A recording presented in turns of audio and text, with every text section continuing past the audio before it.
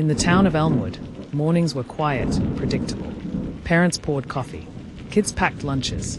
The routine was a comfort, a kind of clockwork safety net. But on one particular morning, that rhythm was broken. 11-year-old Jacob Harris, full of life, ideas, and energy, stood at the bus stop like he always did.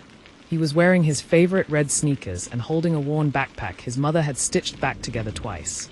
Michelle Harris, his mother, had just said goodbye to him. Her heart carried a strange heaviness she couldn't explain. The school bus arrived. Kids got on.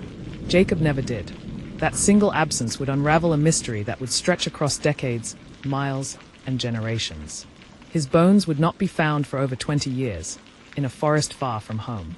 And even then, the truth refused to be buried. Jacob was the kind of kid you'd remember. Teachers adored his enthusiasm. Friends loved his loyalty.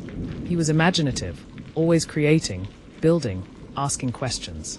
He collected comic books and had a map of the stars taped to his ceiling. Michelle worked long hours at the bakery, raising Jacob on her own. They were a team. She read to him every night and left little notes in his lunchbox. To her, he wasn't just a child. He was her reason to keep going. When the school called and asked if Jacob was absent, Michelle's stomach dropped. Panic took over. She ran from neighbor to neighbor, asking questions no one could answer. Some kids remembered a red car parked near the corner. Others mentioned a man with a baseball cap who wasn't usually there. Police launched an immediate search. Helicopters buzzed overhead. Dogs traced scents into the woods. Flyers went up. But Jacob was simply gone. As the weeks wore on, the media attention faded. Detectives came and went. New cases pushed Jacob's file further back on the shelf. Michelle never stopped. She started a blog. She organized annual awareness walks. She slept in his room more often than her own. She said she could feel him. Somewhere. Alive. Over the years, Michelle received calls from strangers. Some claimed to have seen Jacob in gas stations or parks. Others were hoaxes, cruel, senseless distractions. One caller whispered, he was taken because someone was watching. Then hung up. The tip line was flooded when the case was featured on a national crime show. But again, nothing solid. Still, Michelle pressed on. In 2023, a hunter in the remote Pine Ridge forest stumbled on something unusual. A small sneaker. Bones wrapped in decaying cloth. A rusted zipper. He called 911. Forensics were able to extract DNA. Michelle gave a new sample. The match was definitive. Jacob had been found. His remains were over 230 miles from where he vanished. There were signs of head trauma, but the cause of death couldn't be confirmed. Inside Jacob's decayed backpack were tiny remnants, a paper crane he had folded, a rubber band chain, and a fragment of a lunchbox note from Michelle. Be kind. Be brave. I love you. Those little items painted a devastating picture of his last moments. Had he been held captive? Had he tried to escape? No one knew. Investigators reopened the file and focused on Daniel Riker, a man who had moved into the neighborhood 6 months before Jacob vanished and left just 2 weeks later. Riker had a criminal record. He had been charged, but not convicted, of child luring in another state. He had died of an overdose in 2016.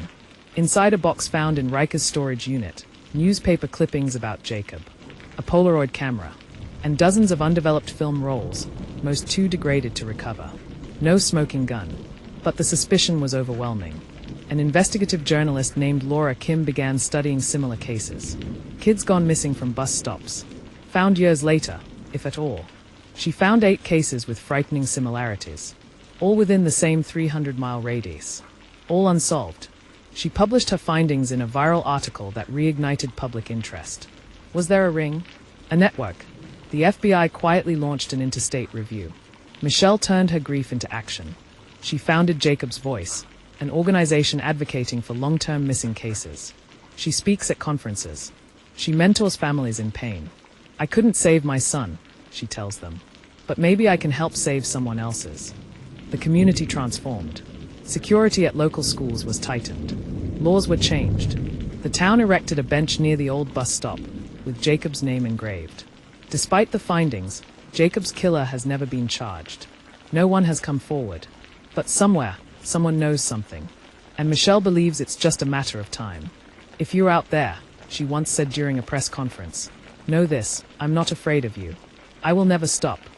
Jacob Harris is not just a case. He's not a set of remains or a cold file. He was a child with dreams, laughter, and a future stolen from him. His story must be told. Again and again. Share this. Talk about him. Keep his name alive. And if you know anything, come forward. Justice has no expiration date.